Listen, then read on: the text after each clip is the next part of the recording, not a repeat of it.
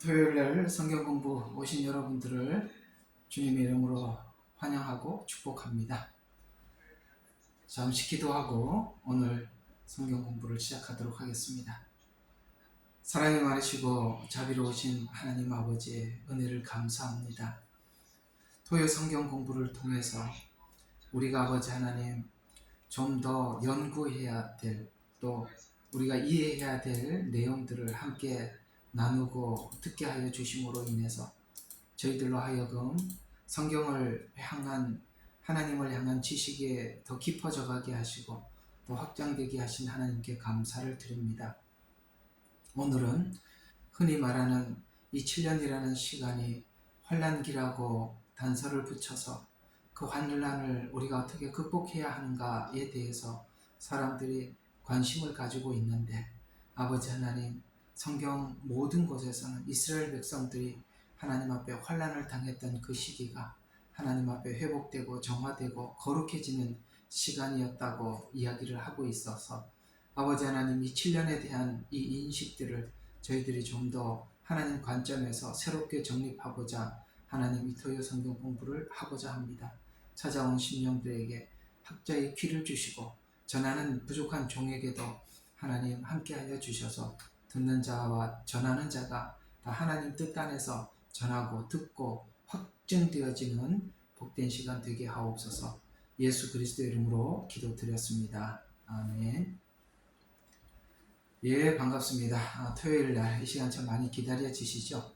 일반적으로 교회에서 하는 어떤 설교 형식보다는 토요일 날은 좀 다양한 관점에서 여러분들과 함께 접근을 하고 또 우리가 궁금해하는, 또 꼭 정리해야만 하는, 필연적으로 우리가 생각해봐야 할 부분들을 함께 나누고 또 정리해보는 그런 토요 성경 공부 시간입니다. 여러분, 그 예레미야 눈물 들어가 보면 우리 김원기 집사님이 항상 그렇게 외치죠. 이 마지막 때 대부흥과 대추수가 있을 것입니다. 여기에 우리가 함께 참여하는 우리들이 되게 되었으면 좋겠습니다 라고 이렇게 권고를 하고 있지요. 많은 분들은 여기 있는 여러분들은 이 말씀에 대해서 많이들 수긍하시겠습니다만, 예언서에 대한 깊이가 좀 더 부족한 분들은 이게 무슨 소리냐, 성경은 요한계시록이 엄청난 환란의 시간인데 여기 무슨 대부흥과 대추수라니, 이거 무슨 전혀 이게 그 요한계시록하고 이게 어울리지 않는 그런 강조를 하는구나 라고 생각을 하시는 분도 아마도 좀 있을 거예요. 여러분들도 그 이야기를 들으면서 과연 이 7년이라는 시간이 흔히 지금까지 이해해왔던 환란의 시기가 아니라 정말 대부흥 대추수의 시기인가에 대해서 제가 요한계시록을 지금 21장 이제 다음 주에 들어갈 거거든요. 그러니까 21장이죠. 까지 오면서 이 부분을 사실 계시록 안에서 많이 강조해 둔 바가 있습니다만, 요한계시록은 처음부터 끝까지 다 듣기에는 참 내용이 길기도 하지요. 그러나 오늘은 이 주제만 다뤄서 왜 이 7년이 환란과 더불어서 부흥의 시기임을 왜 성경은 어디에서 이렇게 증거하고 있기에 그렇게 이해를 하고 있는가라는 부분을 오직 이 주제 속에서 여러분들과 함께 다뤄보는 시간을 가져보도록 하겠습니다. 따라서 이 내용을 다 하고 난 이후에는 여러분들이 7년이라는 시간들을 환란이라는 주제로 두려움에 이 시간을 기다리지 마시고 기대찬 마음으로 아직 우리가 주변에 있는 사람들에게 전도를 하고 또 이 마지막 때가 다가왔다고 이야기를 하고 그래도 사람들 잘 안 듣잖아요. 믿지도 않고. 그러나 이 7년이라는 시간이 실제 접어들고 나면 사람들의 생각이 많이 달라지게 될 것이고, 실제 이 7년이 그저 하나님께서 잘못한 사람들을 벌을 주는 심판 혹은 환난 정도가 아니라 이것을 하신 목적이 바로 제2의 부흥기 마지막 추수를 위한 하나님의 그 시간표구나, 예언이구나라는 것을 알게 될 것입니다. 따라서 저와 여러분이 그들이 듣든지 안 듣든지 전하는 것은 당연히 해야 하는 일이지만 우리가 그때 그들에게 나누어 줄 양식을 준비를 해야 하는 것입니다. 마태복음 24장 가장 끝에 보면은 때를 따라 양식을 나누어 줄 종이 누구냐라고 주님이 묻지요. 양식을 나누어 주려면 양식을 나누어 주는 사람이 양식을 준비해 둬야 하는 것입니다. 사랑하는 여러분, 이 마지막 때는 환난기가 사람들이 우왕좌왕 어디로 피할까 이런 것을 염려하나 여러분들이 이것이 환난기가 아니라 추수기라는 것을 알면 나누어 줄 양식을 지금 준비해야 되는 거구나 라는 것을 이해하게 될 테고, 그러면 여러분들은 성경이 말씀하고 있는 복음이 무엇인지 더욱더 관심을 가지고 여러분들이 집중하게 되게 되겠죠. 그때 여러분들이 주역으로 등장하셔서 정말 이 복음을 전하는 일꾼들이 다 되었으면 하는 바람으로 오늘 이 시간 시작해 보려고 합니다. 자, 오늘 성경 구절 하나 읽고 시작하겠습니다. 이사야서 55장 8절에서 11절입니다. 이 55장 8절에서 11절 제가 한번 봉독하겠습니다. 주가 말하노라, 내 생각은 너희 생각과 다르며 내 길과 너희 길과 다르니 내 길은 너희 길과 다르니 하늘들이 땅보다 높음같이 내 길이 너희 길보다 높으며 내 생각이 너희 생각보다 높음이라. 비와 눈이 하늘에서 내려 그곳으로 다시 돌아가지 않고 땅을 적셔서 싹을 내며 뿌리는 자에게 씨를 주고 먹는 자에게 양식을 준 같이 내 입에서 나가는 말도 그러하나니 그것은 내게 헛되이 돌아오지 아니하고 내가 기뻐하는 것을 이루며 내가 보내어 이루려 하는 일에서 번성할 것이라. 아멘. 여기까지만 보겠습니다. 무슨 말이냐면, 여러분 그 예언서를 보면 하나님께서 예언을 하시고 꼭 단서를 하나 붙입니다. 주 여호와가 말하노라, 말하였느니라, 이런 말씀들을 하나님께서는 어떤 예언들을 하고 난 이후에 꼭 뒤에다가 그런 단서를 붙여서 나 여호와가 말한다라고 이렇게 도장을 찍듯이 우리에게 전달해 주죠. 그러면 하나님께서 어떤 예언을 하시고 그 예언을 성취할 때 그게 뭐냐? 그걸 지금 오늘 이사야서도 이렇게 예언서고 66장까지 있잖아요. 55장이면 거의 끝 부분에 와 있는데 앞에 쭉 많은 예언을 하고 난 이후에 이 단서, 이게 굉장히 중요한 단서, 예언을 이해하는데 이 중요한 단서를 제공하고 있어요. 주가 말합니다. 자, 내 생각은 너희 생각과 다르다. 이게 여기서부터 우리가 다 걸리죠. 왜냐하면 우리가 예언서라는 것은 하나님의 주권 안에 하나님의 회복과 구원, 이것을 위해서 하나님이 예언하고 성취하고 이런 일들을 성경 내내 반복을 했던 거거든요. 그런데요, 이 예언이라는 것은 하나님의 어떤 목적을 가지고 어떤 일을 계획을 하시고 그걸 실천하기 전에 선지자들을 통해서 미리 선포하는 게 예언 아닙니까? 그래서 내 생각은 너희 생각과 다르다는 말은 우리가 예언을 이해를 할 때는 우리 생각이나 우리 상식으로 예언에 접근해서는 절대 이해를 할 수가 없다는 이야기가 되는 것입니다. 예언은 우리가 상식적으로 풀어가는 것이 아니라 믿어야 하는 것입니다. 받아들여야 하는 것입니다. 그래서 내 생각은 너희 생각과 다르다라고 이야기를 하니까 일단은 우리가 예언은 믿어야지 그것을 생각해서 이럴 거야 저럴 거야 이런 추측은 절대 금물이라는 것입니다. 그래서 다르고, 그 다음에 내 길과 너희 길이 다르다라고 이야기합니다. 그렇습니다. 우리는 어떤 계획을 할 때 상식적으로 계획을 하죠. 그러나 하나님은 돌아오는 일도 계획을 하는 것입니다. 예를 들어서 둘째 아들이 내게 돌아올 상속을 주십시오라고 했을 때, 여러분 살아생전에 부모의 상속을 받는 자식이 어디 있습니까? 정말 우리나라로 말하면 호로 자식이에요. 그런데 하나님은 주죠.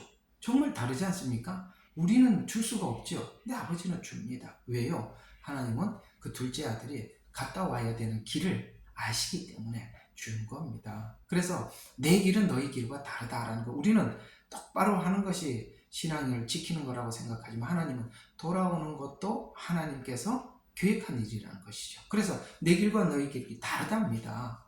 아시겠죠?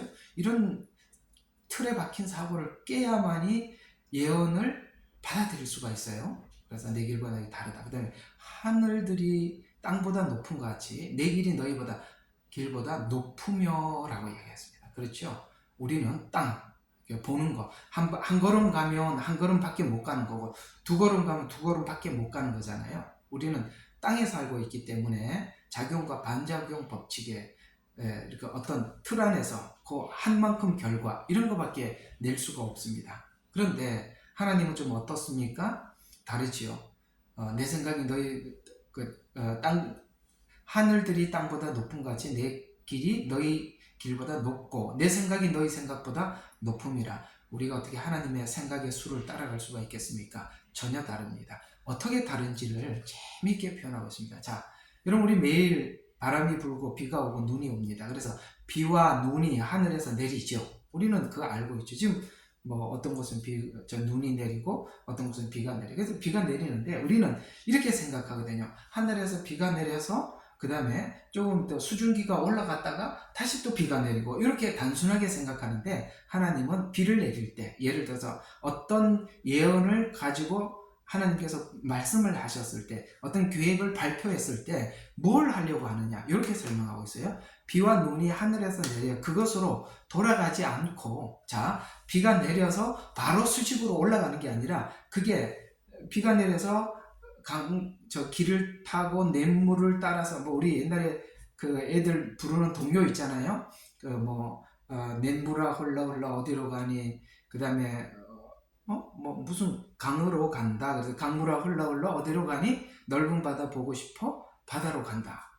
이렇게 얘기하듯이 하나님께서 비를 내려서 쭉 지나가죠. 지나가서 뭐 하느냐면, 자, 땅을 적신답니다. 그래서 뿌리는 자에게 씨를 준답니다. 와, 놀랍죠?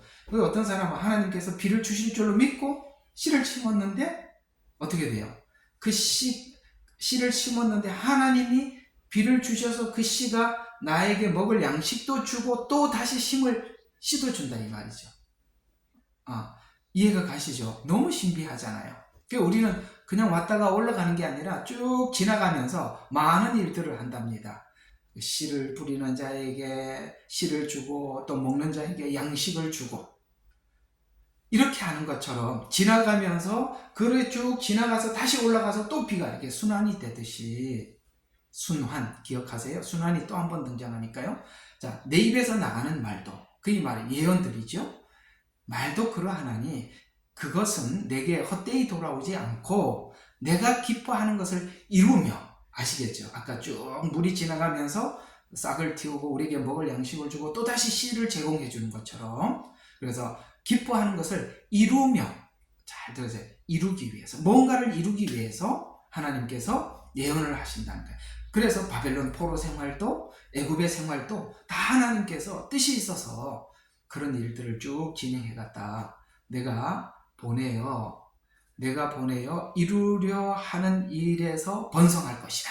그래서 뭐예요? 이루고, 그 다음에 이루려 하는 일이 번성한, 어떻게 번성해요? 씨를 받고 먹을 것도 먹고, 이렇게 하는 것처럼 하나님께서 어떤 계획을 하는, 그렇다면 요한계시록도 같은 관점에서 본다면, 그저 지금까지 다 안 믿는 사람들 다 끌어모아가지고 심판하고 두드리고 지옥 보내고 이런 얘기가 아니잖아요. 그러면 요한계시록도 이미 어떤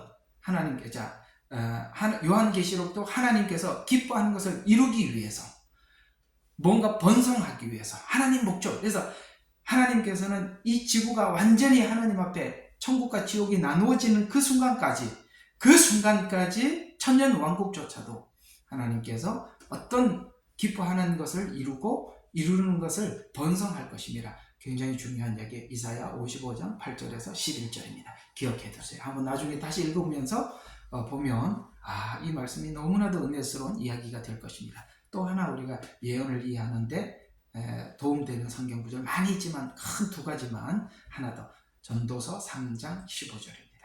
한번 빨리빨리 볼펜도 적고 그 다음에 또 찾아도 보고 그러셔야 돼요. 전도서 3장 15절입니다. 제가 읽어드리겠습니다. 이전에 있었던 것이 지금 있고 이전에 있었던 것이 지금 있대요. 그러니까 과거죠, 이전. 지금, 현재입니다. 앞으로도 있을 것이, 그러니까 과거, 현재, 미래, 요 세 가지를 이야기합니다. 그래서 이전에 있었던 것이 지금 있고 앞으로도 있을 것이니 하나님께서는 지난 것을 요구하시는도다. 이게 무슨 말이에요? 가만히 생각해봐요. 예언이라는 것은 미래잖아요. 그러니까 앞으로 있을 것이라고 이야기합니다. 그러니까 미래에 있을 예언은 언제 있었대요? 과거에 있었대요. 그리고 지금도 있답니다. 이것은 각 개개인에게 지금 일어나는 일들이겠죠. 지금은 우리가 현재 요 시간에 살고 있으니까, 이 시간에 살고 있으니까 현재 일어나는, 예를 들어서 이스라엘 백성들의 애굽에서 나온 이 사건은 지금도 구원의 역사가 일어나고 있죠. 이스라엘 백성들이 바벨론 포로 생활했던 일들이 지금 일어나죠. 구원받은 사람들이 훈련받고 하나님 앞에 연단받는 시간, 바벨론 포로 생활이잖아요. 지금 있죠. 그것은 과거에 광야 생활, 이스라엘 광야 생활을 통해서도 설명을 했었고 바벨론 생활을 통해서도 설명했듯이 오늘 우리에게도 구원받은 자들에게 그 일이 일어나고 있다는 것이죠. 그러나 과거에 있었던 일이 미래에도 있을 것이다 라는 요 미래는 어떤 측면에서 이해를 하는 것이냐면 이미 과거에 있었던 그런 그 예언과 성취들이 미래에 있을 예언을 이해하는 데는, 현재는 빼고요, 과거에 있었던 역사, 애굽, 바벨론 이런 역사, 구체적으로 이스라엘에게 그게 가장 큰 역사니까 그런 일들이 앞으로 미래에도 있을 것이다 라고 말하는, 지금 우리가 현재에서 보는 미래는 예언서 요한계시록입니다.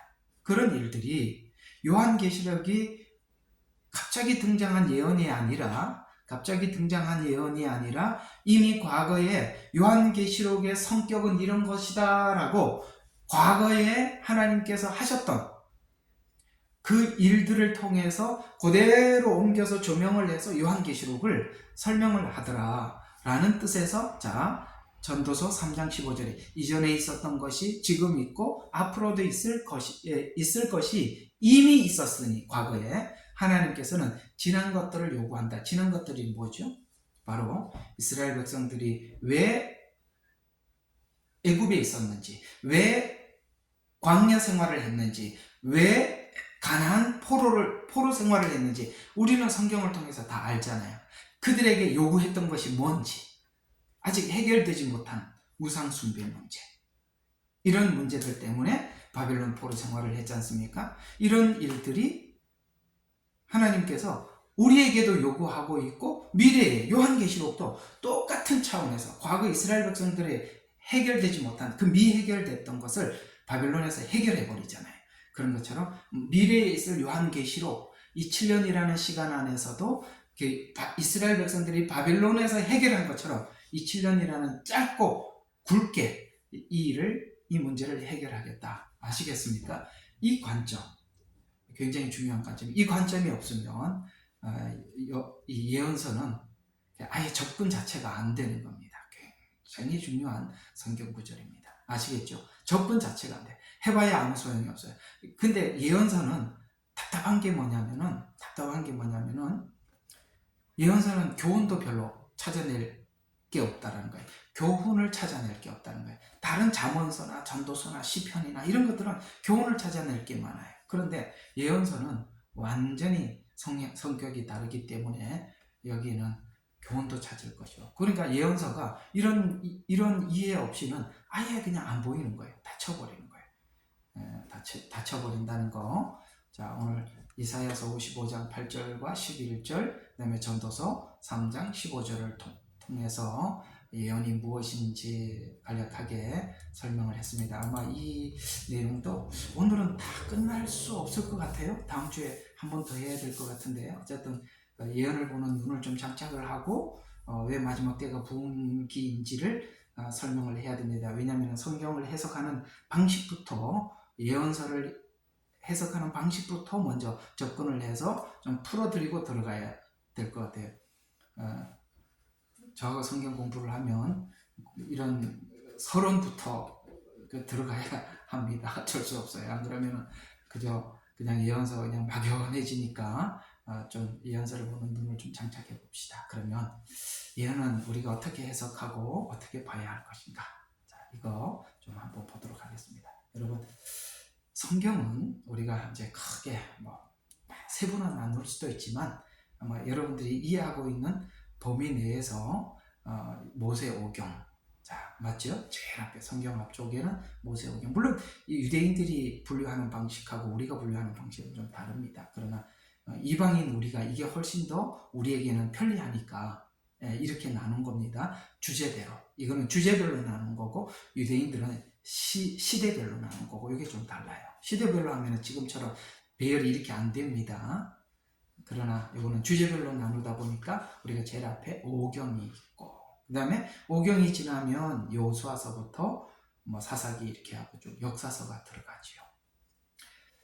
그 다음에 이제 시가서가 들어가고 그 다음에 예언서가 들어가는데 예언서 안에는 대선지서, 소선지서 여러분들 기본적으로 이런 정도는 이해하고 있으리라 생각이 됩니다. 그러나 여기 보면 이제 예언서에 들어가는 것은 소선지서와 대선지서인데 문제는 예언서만을 가지고 예언을 풀려고 하기 때문에 예언서가 기초 없이 무너져 버리는 것입니다.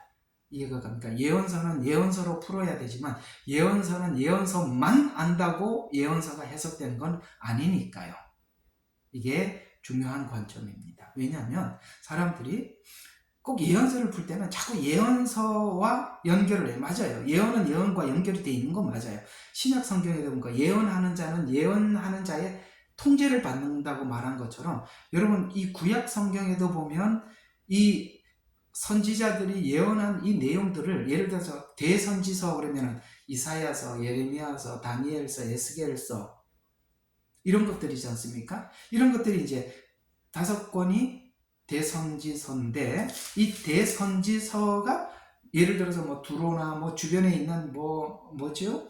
아수르나 바벨론이나 두로나 그 다음에 주변에 있는 수많은 나라들에서 이렇게 예언을 해요. 그러면은 한 사람만 그런 예언을 한 게 아니라 이사야가 했던 예언을 예레미야가 또 하고 좀 덧붙이기도 하고 소선지서들은 어떤 부분에 대해서 어떤 나라나 어떤 부분에 대해서 깊이 예언을 하기도 하고 대선지서는 전체를 예언하기도 하고 전반에 대한 예언을 하는데 이 다 맞춰보면 어떻습니까? 동일한 이야기를 하고 있다는 것을 우리가 이해가 됩니다. 이게 무슨 말입니까? 신약 성경에서 보면은 은사를 설명하다 예언은 예언의 통제를 받는다고 그랬어요. 그런 것처럼 이 하나님께서 선지자에게 가르쳐 주지만 한 사람에게만 다 가르쳐 주는 것이 아니라 다른 사람에게도 골고루 나누어줘서 함께 알게 해줘서 그 내용이 서로 이렇게 증명되도록 그렇게 했다는 거예요. 증명되도록. 그런 것처럼 이 모세오경도 그렇듯이 예언서가 그렇게 돼 있지만 그러나 이 예언서를 예언서로만 풀어서 되는 게 아니라 우리가 그 앞에 있는 오경의 뜻도 알아야 되고 역사서가 무엇인지도 알아야 되고 시가서가 무엇인지 아는 그러니까 성경 전반에 대한 이해를 하게 될 때 예언서가 뭘 목적으로 하는지 알아요.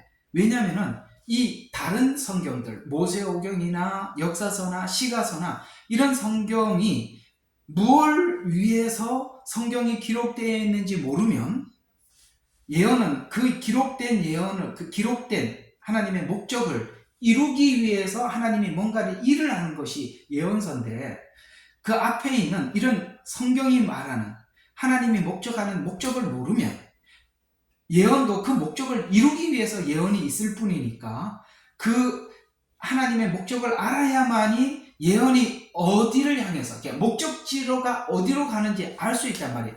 이해가 가세요? 목적지를 알기 위해서는 예언서로는 알 수 없다 이 말이에요.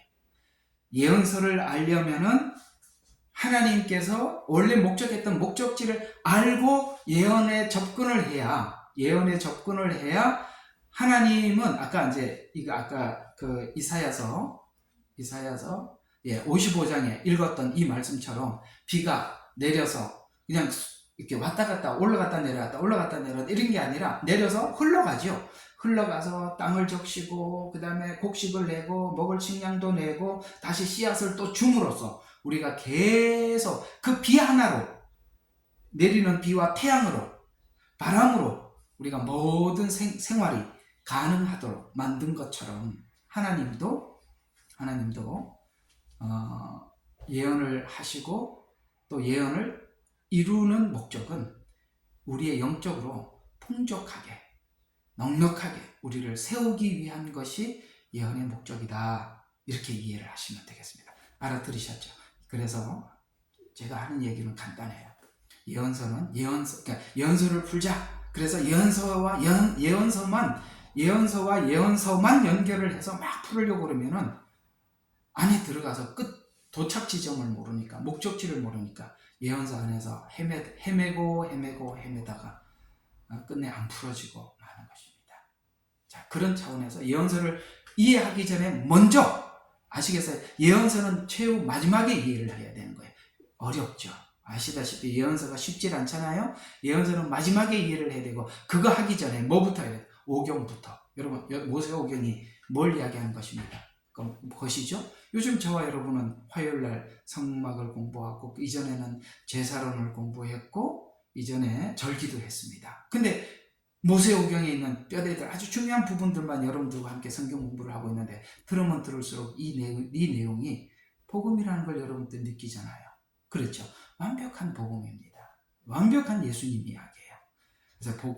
그래서 모세오경은 복음을 가지고 앞으로 예언이, 이 복음을 성취하기 위해서 예언이 있는 거니까 복음이 뭔지를 알고 예언서를 접근을 하면 하나님께서 이 복음을 완성하기 위해서, 이루기 위해서 어떤 일들을 계획하셨구나라는 것을 오경에 있는 복음과 함께 예언을 접목을 해서 예언서를 풀어가야 한다. 두 번째, 복음만 있으면 안 되죠. 이 복음이 구체적으로 어떤 과정을 거쳐서 어떻게 완성이 되었는가를 설명해 주는 게 역사서죠. 역사서, 그죠? 여러분, 모세오경이 끝나면 바로 여호수아가 나오고, 여호수아 끝나면 사사기, 사무엘상하 이렇게 쭉 지나가고 있잖아요. 이게 전부 다 역사서입니다. 역사서라는 말은 예언이 구체적인 실제적인 시간을 통해서 현실적으로 하나님께서 이루어 나갔다, 완성했다라는 것을 역사를 통해서 증명하는 것이죠. 복음이라는 것은 하나님의 귀한 예수 그리스도의 복음이라면, 그 복음이 역사 속에 실제 예수님이 시간 속으로 들어온 역사를 통해서 구체적으로 과정과 결과를 확인하게 되고, 그 다음에 시가서는 이 일들이 그저 이스라엘 역사를 넘어서 우리의 개개인의 생애 속에, 개개인의 신자의 생활 속에 들어와서, 우리 시가서 하면은 지금 시편을 하고 있듯이, 여러분 시편에서 많이 느끼는 게 뭡니까? 이스라엘에 있었던 바벨론 포로 생활이라는 것이 내 실제 생활 속에서도 그런 일들이 지금 현재 일어나고 있다는 것을 배우는 거잖아요. 그러니까 시가서는 개개인의 삶에 복음이 성취되는 과정에서 각각 체험, 그러니까 그게 막연한 이스라엘 이야기가 아니라 그 이스라엘 이야기가 내 삶 속에 실제 체험되는 것을 기록하는 것이다. 그래서 오경을 알고, 역사서를 알고, 시가서를 알고, 그 다음에 어디를 접근해? 예언서로 들어가야 돼. 그래서 예언서는 마지막에 푸는 게 좋아요. 왜냐하면 그거는 굉장히 드러난 복음이 아니라 숨겨진 복음이기 때문에, 숨겨진 복음을 알려면 드러난 것을 알아야만이 숨겨진 것을 찾아낼 수가 있으니까 예언서는 그런 차원에서 쉽지 않아요. 그래서 이 오경이나 예언서, 그러니까 역사서나 시가서나 구약의 성경에 대한 전반에 대한 이해를 분명하게 하지 않고 예언서에 접근을 해버리면, 예언서는 푸는 많은 분들 중에 이상하게 풀어가 복음하고 접근도 안 되고 예수님과도 상관이 없고 이렇게 풀더라는 거죠. 원래 성경은 그렇게 풀도록 되어 있지 않는데 말이죠. 공감하십니까? 그래서 사람들이 이런 복음에 대한 이해, 역사에 대한 이해, 그 다음에 시가서에 대한 이해, 성경에 대한 전반적인 과정과 목적 이런 걸 잘 모르고 예언서를 푸니까 그냥 뭔가 얘기는 많이 하는 것 같은데 공중에 푹 떠 있는 뭔가 실제적인 이야기가 아니구나라는 것을 여러분이 느꼈을 거예요. 이제 이해가 가십니까? 왜 예언서가 그토록 많은 사람들이 접근을 했는데 풀다가 포기하고 풀다가 딴 길로 가고 그런지 아시겠습니까? 주변 거 다른 걸 몰라서 그러는 거예요. 예언서만 가지고 예언서를 풀려고 하니까 해결이 안 되는 겁니다. 안 되게 돼 있어요. 그거 풀면 가짜예요. 그렇게 풀 수가 없어요. 예수님하고 아무 상관없이 풀어버리죠. 마지막 때 7년에 얼마나 예수님께서 이 인류를 향한 마지막 사랑을 쏟아붓는데요. 7년이 전혀 그렇지 않습니다. 자, 또 예언이라는 주제와 관련된 내용을 이해하려면 예언서로만 이해하려 한다면 목적지를 모르기 때문에 방향이 달라지게 되고, 예언서가 해석되기 위해서는 예언이 목적하는 방향을 제시하는 아까 말씀드린 오경, 예언서, 역사서, 그 다음에 시가서 이런 부분들에 대해서 이해를 해야 한다라고 여러분에게 말씀을 드렸습니다. 아이고, 자세히 설명하려니까 시간이 좀 많이 흘러도 그래도 제 이야기를 자세히 해드려야 여러분들이 될 것 같아서 많은 이야기는 아닌데 자꾸 이렇게 자세히 반복해서 듣는 어떤 분들은 이해를 했는데 이렇게 좀 지겹다라는 생각을 하시더라도 또 이해 못한 분들을 위해서 좀 견디시고 좀 참아주시면 좋겠습니다. 자, 그러면 또 예언서를 읽는데 어려운 점은 뭐냐? 예언은 아까 말씀드린 것처럼 드러나 있지 않고 숨겨져 있다는 것에서 굉장히 어려움을 겪고 있습니다. 예언은 여러 가지 방식으로 전달되어요. 그러나 이것은 하나님에 대해서 정확히 아는 사람에게는 보화와 같지만 그걸 모르는 사람들에게는 정말 이게 답답한 이야기가 돼요. 숨겨놨기 때문에. 아시겠죠? 그런 것처럼 모형 상징, 비유, 사건, 역사 이런 걸 통해서 예언을 전달하고 있는데, 예언을 전달하는 방식인 그 많은 방식 중에서 하나의 예를 들었던 비유에 대해서 예수님이 하셨던 이 말씀을 가지고 왜 이 예언이라는 것이 누구에게나 열리지 않고 정말 하나님과 깊은 관계에 있는 사람들에게만 예언이 열리는지 한번 볼까요? 우리 마태복음 13장, 빨리 성경을 펴봐요. 마태복음 13장 10절에서 12절 펴보세요. 마태복음 13장 10절에서 12절 이런 이야기입니다. 여러분 여기 보면 이제 예수님께서 씨 뿌리는 비유를 하면서 했을 때 제자들이 이렇게 묻습니다. 제자들이 나와 주께 말씀드리기를 어찌하여 그들에게는 요 그들이라는 예수님 제자 이외의 다른 사람들에게입니다. 그래서 그들에게는 비유로 말씀하시나이까?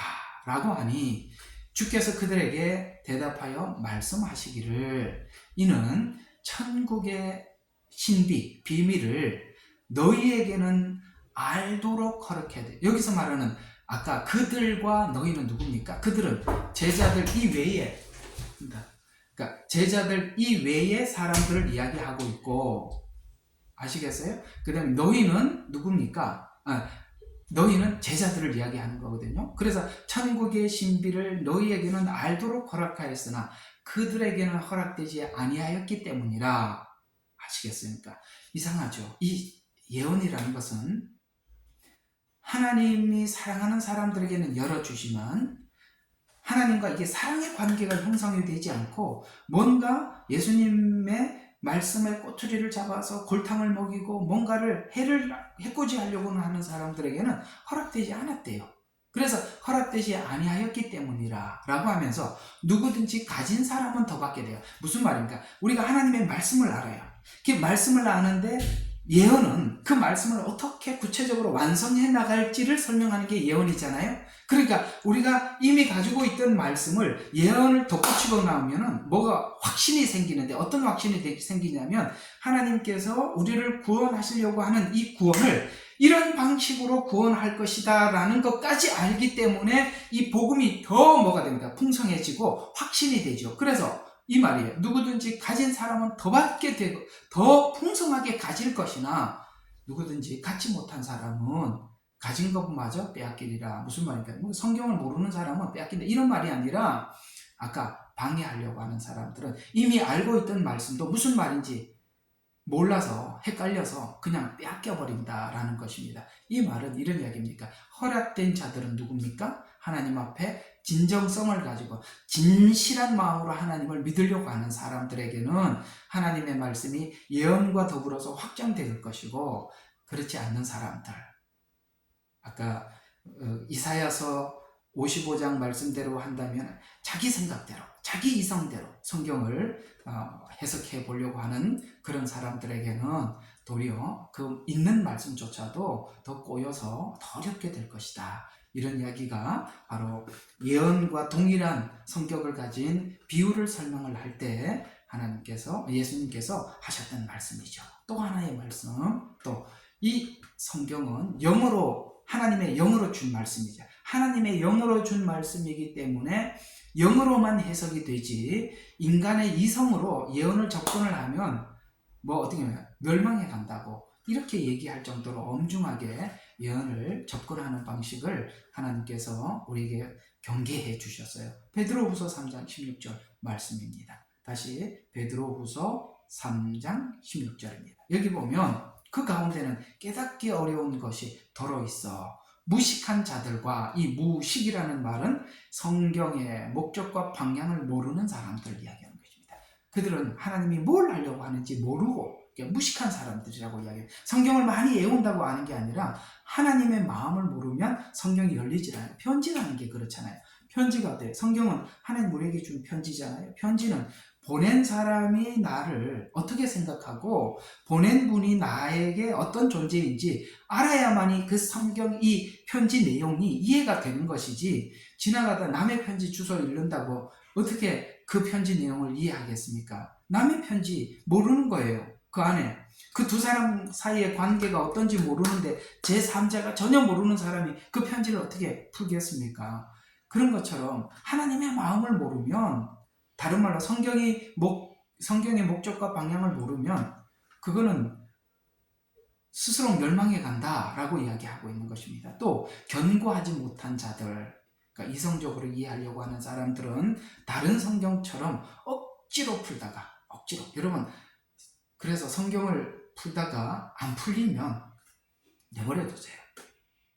왜 안 풀리느냐? 아직도 그 말씀을 여러분 그걸 받아들이고 이해할 만한, 믿을 만한 그 믿음의 수준이 되지 않으면 하나님이 안 열어주시는 거예요. 그러면 하나님께서 나중에 더 열어주시려는 것 같다라고 모르면은 그냥 지나가세요. 그걸 억지로 풀려고 하지 말고. 여러분, 신앙의 수준이 될수록 그 수준에 맞춰졌을 때 하나님께서 그 말씀을 열어주시는 것이거든요. 그래서 사랑하는 자들아,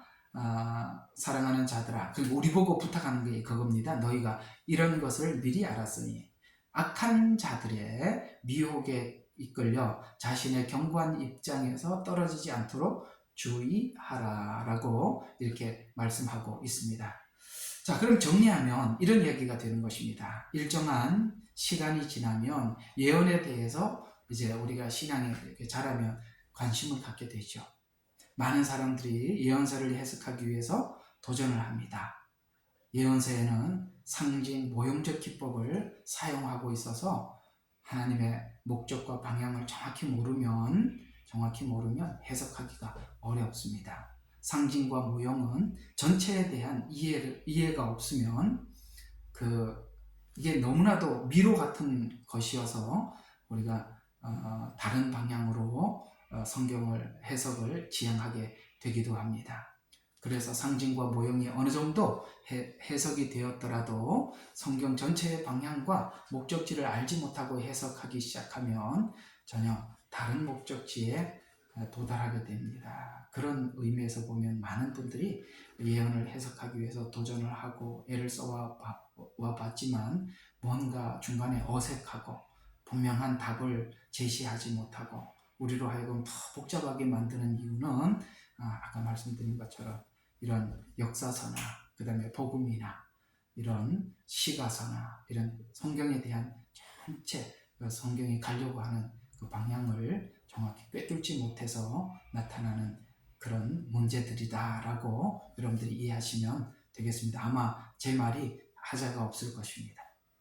그래서 이것이 왜 그렇게 이렇게 예언서라는 것이 감추어진 것이냐?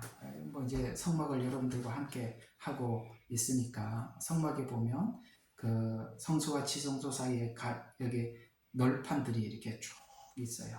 널판들이 있는데 널판 테두리 이제 나중에 보면 이렇게 그 바깥에 돌출된 이렇게 동그란 4개가 있어요. 거기에 이제 가름대를 다 끼워놨기 때문에 이게 널판들이 이렇게 좌우로 움직이지 않고 쫙 일자로 이렇게 하나하나 이렇게 줄을 이렇게 서로 유지할 수가 있는 거거든요.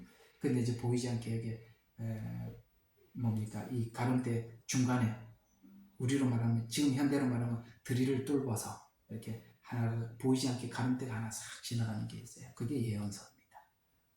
이런 것처럼 예언서라는 것은 성경 속에서 보이지 않게 쭉 지나가는 거예요. 그런 것처럼 성소 안에 가름대와 가름대 사이에 들어간 막대처럼 보이지 않게 연결되어 있는 막대가 예언서를 의미하는 것입니다. 거기 있는 모든 것은 성경 한 권 한 권을 이야기하는데 성경 한 권 한 권이 예언과 함께 보이지 않게 쫙 창세기부터 요한계시록까지 쫙 연결이 되어 있다라는 것입니다. 그걸 아까 이제 비유를 아까 말씀드린 것처럼 이건 하나님의 비밀이죠.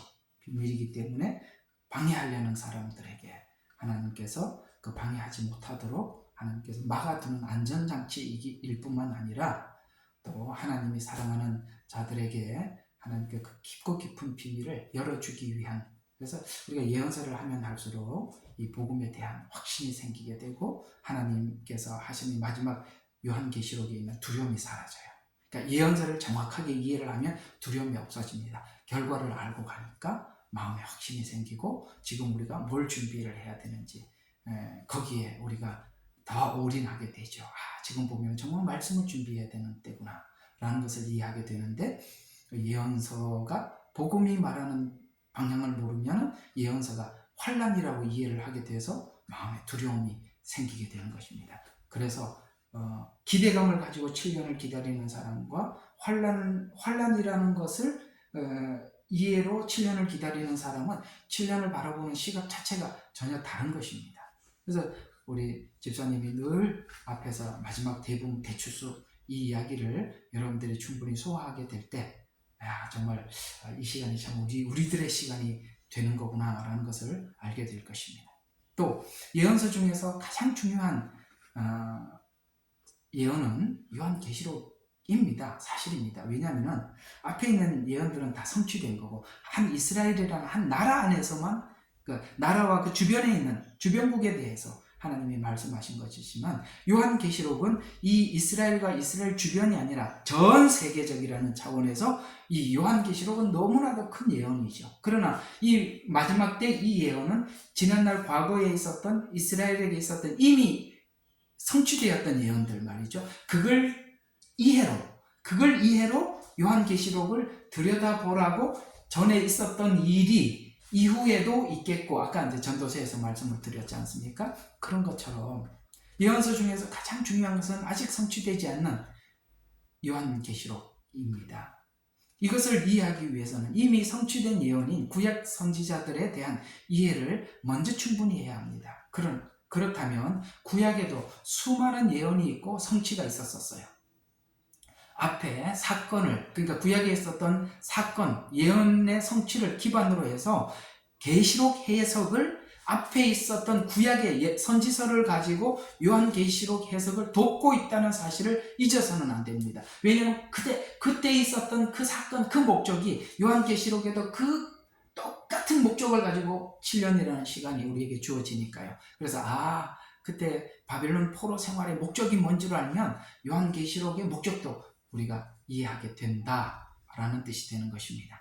다른 말로 요한계시록은 구약 예언서에서부터 이미 예언서를 보는 눈을 가지고 요한계시록에 들어가서 해석을 해야 된다. 아시겠어요?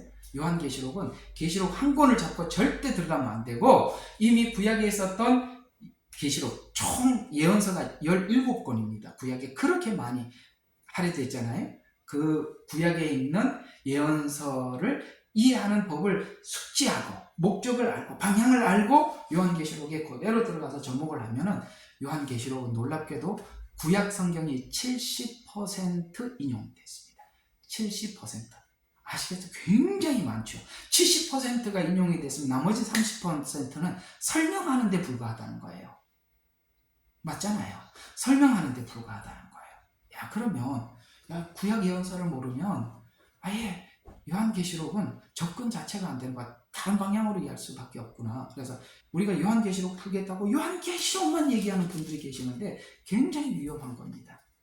요한계시록은 요한계시록으로만 해결하는 게 아니라 요한계시록은 구약에서 눈을 장착을 하고 안경을 끼고 계시록을 풀어야 한다라고 아주 분명하게 여러분들에게 말씀을 드리고 주장을 합니다. 또 예언서는 묵시문학이라는 것을 아셔야 합니다. 여러분 시가서 이런 거는 물론 시죠. 그런데 이 묵시문학은 이스라엘 백성들이 포로 생활을 할 때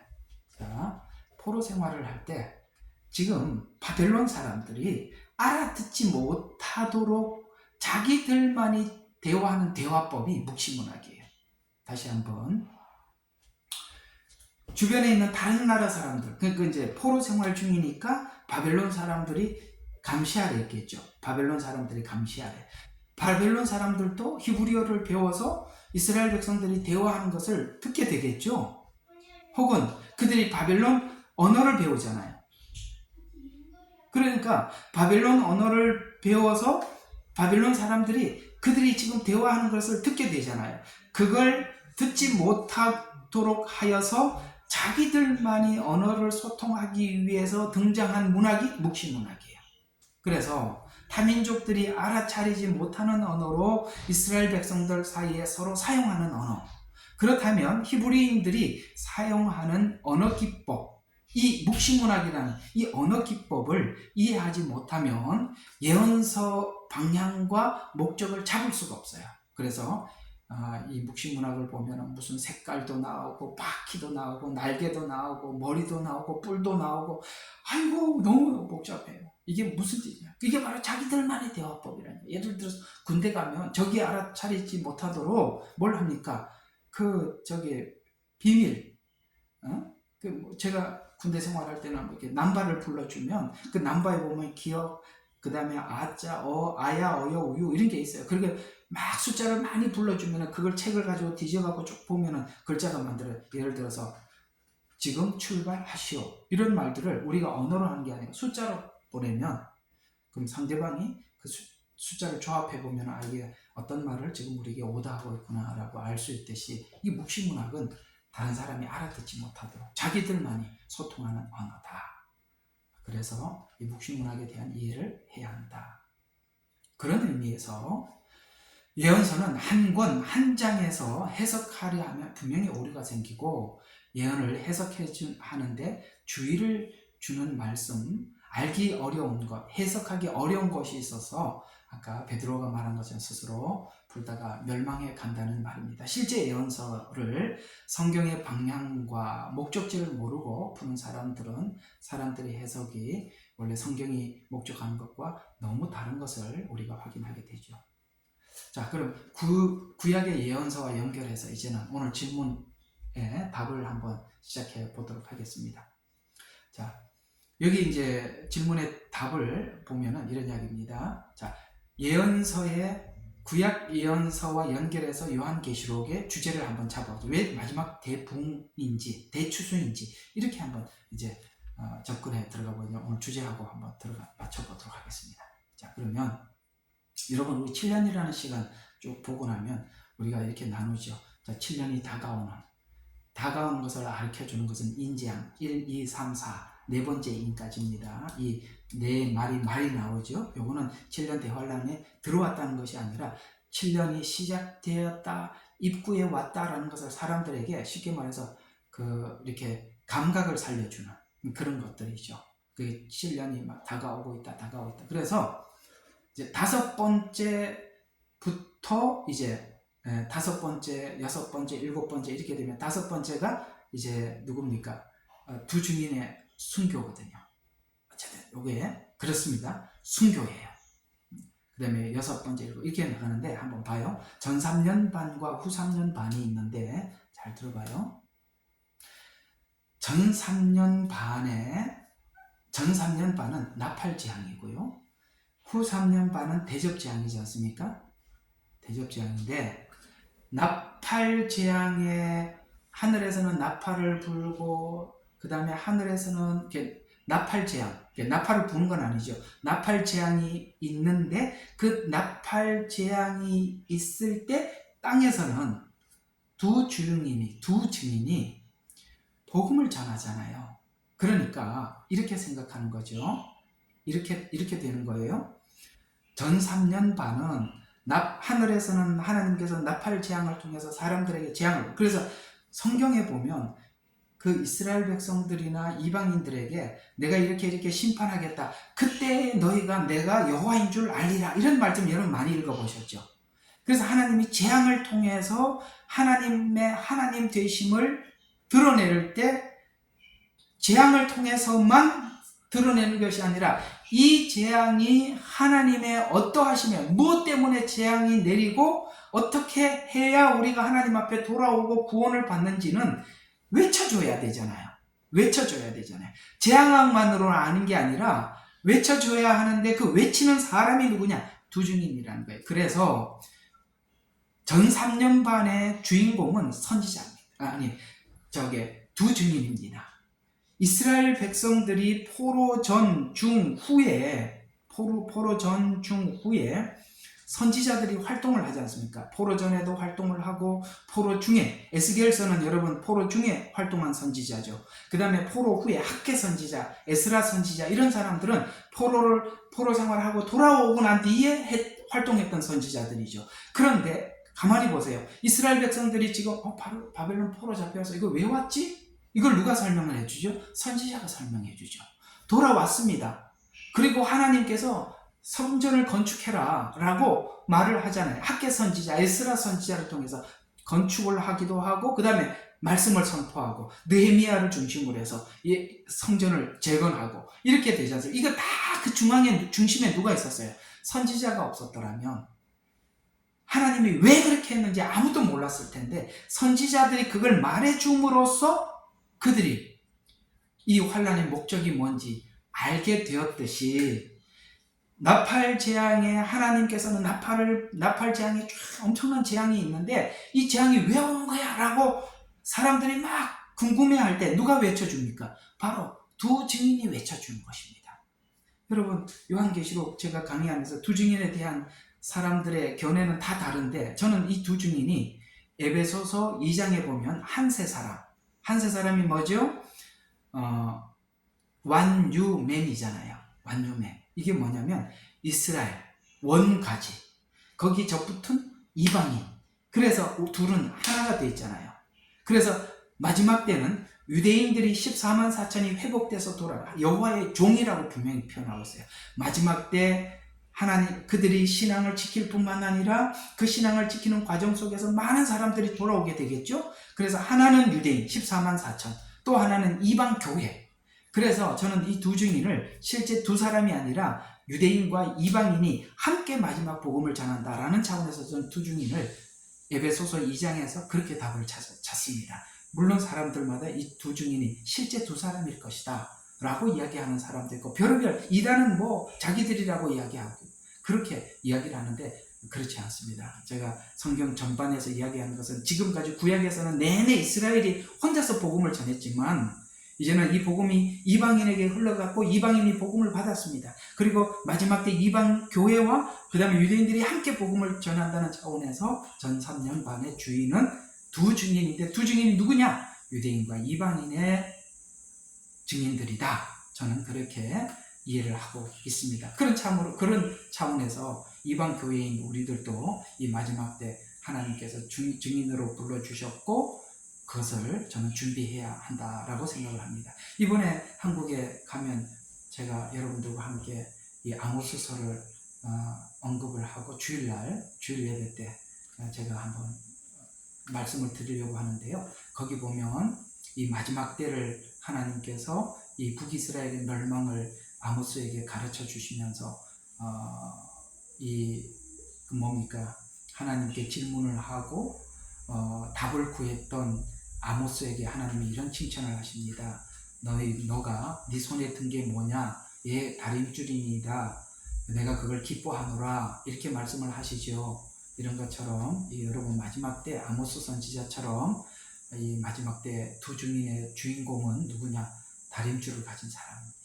다림줄이란 아까 말씀드렸던 것처럼 성경이 말하는 복음이 무엇인지, 그 복음이 어떻게 우리에게 전해 들어왔는지, 이 복음이 어떻게 끝날 것인지에 대해서 정확히 하나님의 예언과 말씀을 아는 사람들이죠. 그 사람들이 이 전 3년반의 주인공입니다. 다림줄을 가진 사람들, 정확한 말씀의 기준과 방향을 이해하는 사람들, 이 사람들이 환난기에 접어들면 말씀을 구하기 위해서 많은 사람들이 헤매게 될 것입니다. 그때 두 증인과 같이 이렇게 하나님의 말씀을 듣고 먹고 마신 사람들, 소화시킨 사람들, 이런 사람들을 통해서 정확한 복음과 예언이 그 시대에 전파되게 될 것이고, 그들이 궁금해서 말씀을 들으러 올 것이고, 그래서 두 증인이 가장 빛나는 등불이 될 것입니다. 그래서 참 복음을 가진 그들이 주인공이 되는 시간이 전 3년반이다.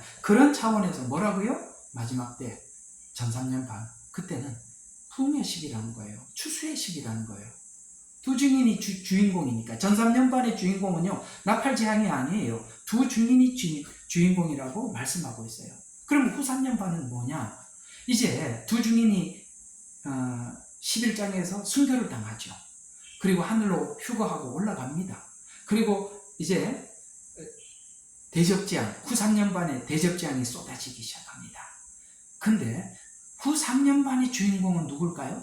예, 바다에서 올라온 짐승과 땅에서 올라온 짐승입니다. 놀랍게도 전반부에도 둘이 주인공이 되고요, 후 3년반에는 이 두 짐승이 주인공이 돼요. 신기하죠? 그러면 이게 어떤 성격을 가지고 있는 겁니까? 전 3년반은 전하는 성격을 가지고 있고, 후 3년반은 심판의 성격을 가지고 있는 거예요. 그래서 제가 말씀드린 게 7년 환난이라는 말을 7년 전체를 쓰지 마라. 왜냐하면 성경은 전 3년반은 추수기라고 말을 하고 있고, 후 3년반은 심판의 때라고 말씀을 하고 있어서 후 3년반이 진짜 환난의 시기지 전 3년반은 아니에요. 물론 나팔재앙도 엄청난 재앙입니다. 그러나 그 재앙을 통해서 하나님이 여호와인 줄 그들에게 증거하는데, 문제는 하나님의 백성들에게는 하나님의 보호가 있다고 수도 없이 약속을 하고 있고, 그 중에 어떤 사람은 복음을 전하고, 그래서 그때 자기 믿음과 자기 수준에 따라서 하나님께서 이게 복음을 전하는 사람으로 쓰기도 하고, 그래서 성경에 여러분 혹시 요한계시록에 사로잡힌 사람은 사로잡혀 가겠고 라는 말씀 있지 않습니까?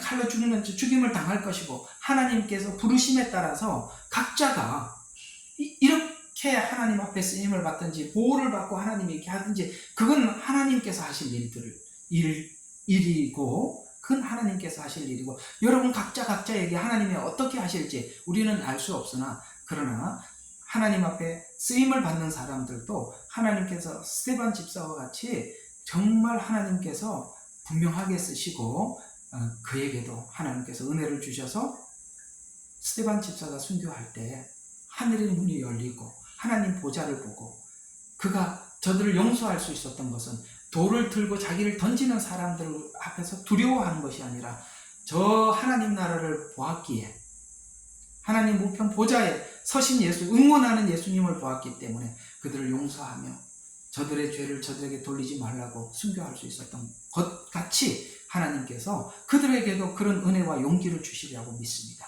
그게 복음을 전하는 자들에게 주시는 은혜예요. 이해가 가시죠? 그래서 각자가 이 부분에 대해서는 다를 것이라고 그렇게 생각을 하는 것입니다. 그래서 이 후 3년반의 주인공은 바다와 땅에서 올라온 짐승이에요. 그래서 전 3년반은 나팔재앙 때 부흥과 회복기가 될 것이고, 후 3년반은 대접재앙인데 두 증인의 복음을 거부한 자들에게 두 짐승을 통한 환난기가 될 것입니다. 그래서 7년을 다 펼쳐서 우리가 보게 되면 7년은 전체가 환난기가 아니라 후 3년 반이 환난기임을 우리가 이해할 수 있습니다. 그러면 두 증인이 주인공인 나팔재앙의 순서들을 쭉 보면 나팔재앙 그걸 하고 하늘은 재앙이고 땅에서는 복음을 전하거든요. 그때 첫째는 피가 섞인 우박과 불이 되고, 그 다음에 두 번째 나팔은 거대한 산이 불에 타 바다에 던져지게 되고, 세 번째는 하늘에서 큰 별이 떨어져서 강들의 3분의 1 물의 원천이 떨어지게 되고, 네 번째는 해달 별 3분의 1이 떨어져서 어둡게 되고, 다섯 번째가 이제 네 번째까지가 이렇게 실제적으로 엄청난 이런 재앙들인데, 다섯 번째는 이제 5달 동안 전갈 공격이 있게 되고 구렁을 여니까 큰 영광로에 연기가 올라오더라, 이렇게 이야기를 하고, 자, 6번째가 여러분 우리가 중간기에 있을 전쟁이 한 번 있다고 그랬죠. 그게 바로 유브라데 전쟁의 3분의 1이 죽임을 당할 것이다 라는 말씀을 하고 있습니다.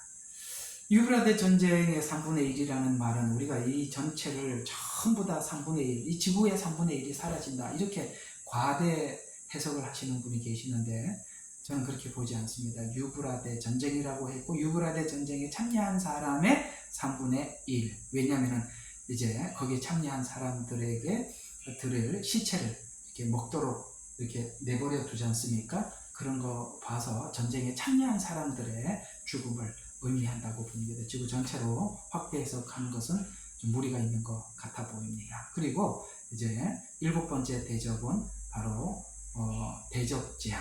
그런데 1, 2, 3, 4는 화라는 말을 쓰지 않는데 5, 6, 7은 화 있으리로다라고 해서 앞에 있는 4가지 재앙과 후에 나팔 재앙의 5, 6, 7은 성격이 다른 것으로 설명을 하고 있습니다. 그러면 화라는 말을 쓴 5, 6, 7번째와 1, 2, 3, 4 화가 없는 1, 2, 3, 4는 무슨 차이가 있는 건가?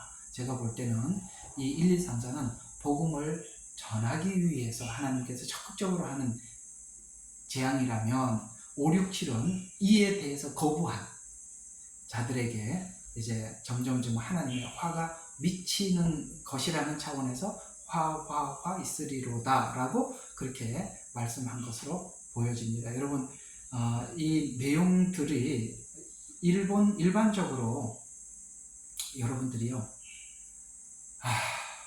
제가 좀 이걸 다 여러분들이 뭐 이거 하고 나면 궁금한 게 엄청 생길 거예요. 네, 여러분 요한계시록 올려놓은 거 좀 들으세요.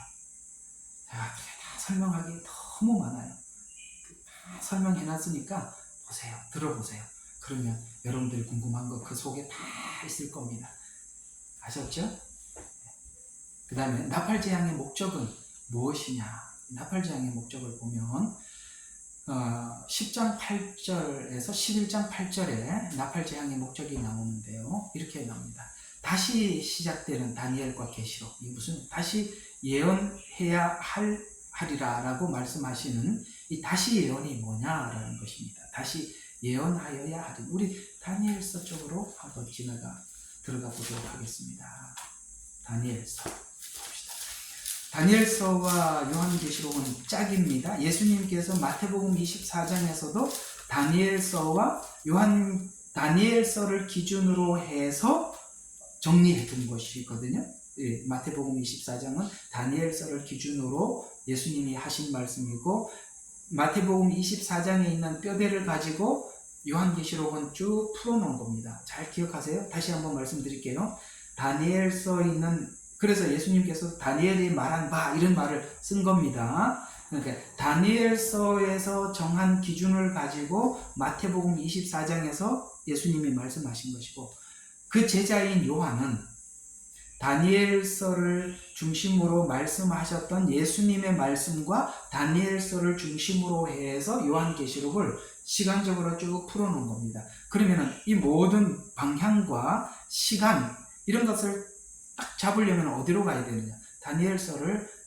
다니엘서에서 체계가 딱 서야 되는 거예요. 체계가 서야만이 요한계시록이 열리는 거예요. 그래서 다니엘서와 요한계시록은 연결이 되어 있어요.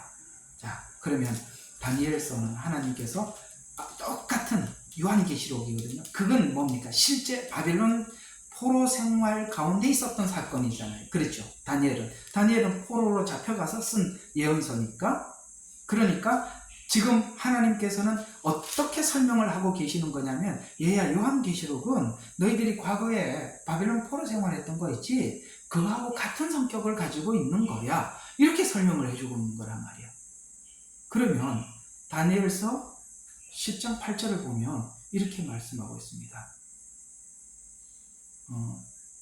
아니지? 아이고, 죄송합니다. 이게 다니엘서가 아니고 요한계시록 10장 8절이네요.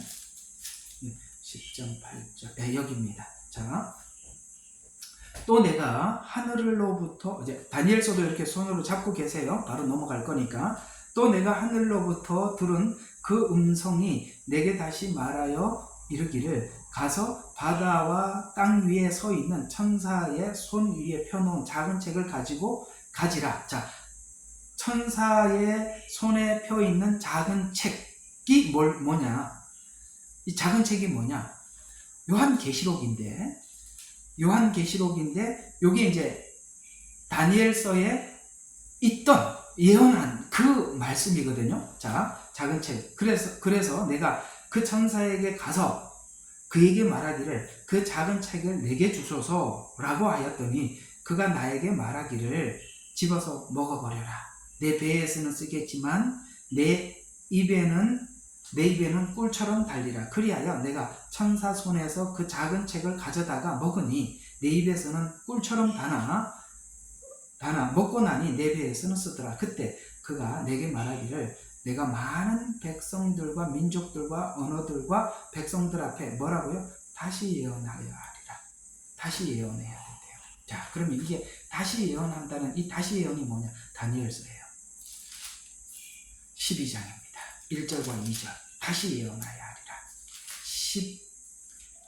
12장 1절과 2절. 자, 그때에 미가엘이 일어서리니, 자, 그때 미가엘이 일어선답니다. 내 자손을 위하여. 자, 잘 들으세요. 내 백성의 자손을 위하여. 내 백성은 누굽니까? 이스라엘이죠. 분명히 교회 아니거든요. 이스라엘이에요.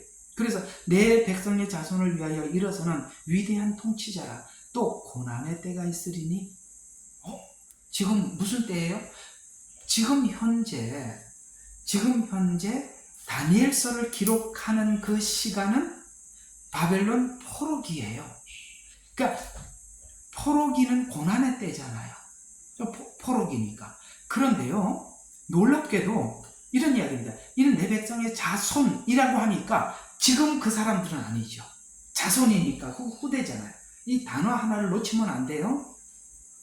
이런 말들이 너무 중요한데 쏙 지나가요. 자, 내 백성의 자손, 후대를 이야기하는 거예요. 일어서는 위대한 통치자라. 또 고난의 때가 있으리니, 후손에게 고난의 때가 있대요. 이게 뭡니까? 다니엘이 여기 12장에서 마무리하고 이 고난의 때를 그대로 요한계시록 7년으로 옮겨간 거거든요. 그래서 고난의 때가 있으니 그것이 민족이 생긴 이래로 그때까지 결코 없어요.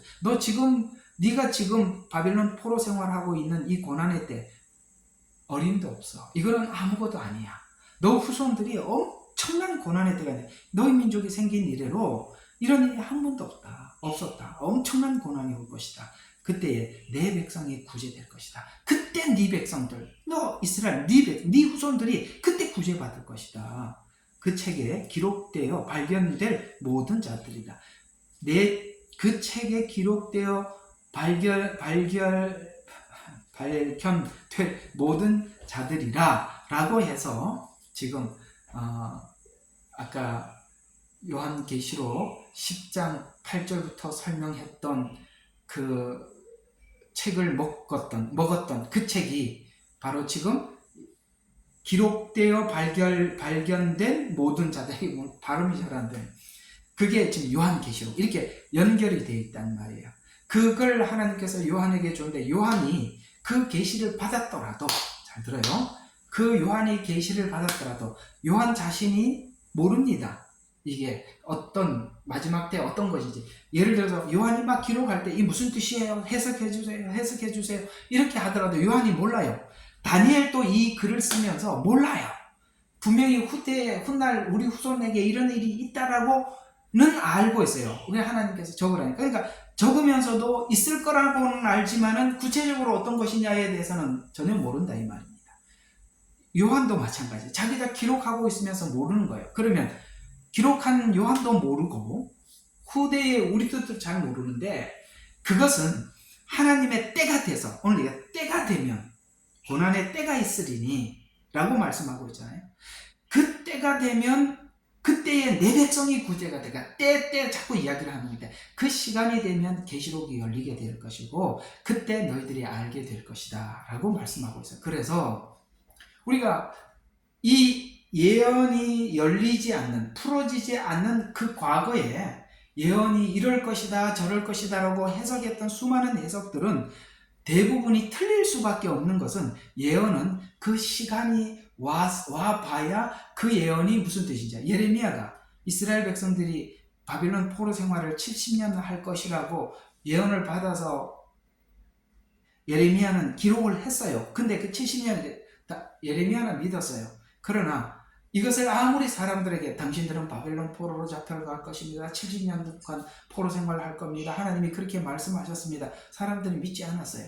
그러다가 여러분 나중에 그 에스겔이죠. 에스겔이 하나님의 예언을 받고 나중에 그 예레미야가 이 바빌론 포로에 대해서 예언을 받고 난 이후에 뭐라고 기록했나라고 예레미야서를 읽다가 뭘 발견합니까?